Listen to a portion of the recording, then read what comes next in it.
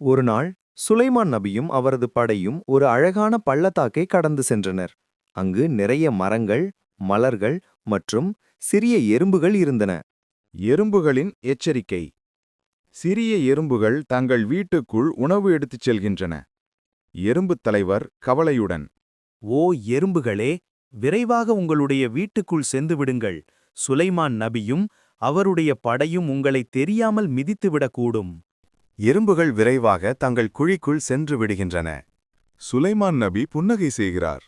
சுலைமான் நபி அந்த சிறிய எறும்பின் வார்த்தையை கேட்டார். ஏனெனில் அல்லாஹ் அவருக்கு அந்த திறனை அளித்திருந்தார். சுலைமான் நபி மனதிற்குள் கொண்டு, சுப்ஹானல்லாஹ், அல்லாவின் படைப்புகள் எவ்வளவோ அதிசயமானவை. எனக்கு இதை புரிந்து கொள்ளச் செய்ததற்காக அல்லாவுக்கு நன்றி. இந்த கதையிலிருந்து நாம் என்ன கற்றுக்கொள்ளலாம்? எவ்வளவு சிறிய உயிரினமானாலும் அதை அன்புடன் நடத்த வேண்டும்.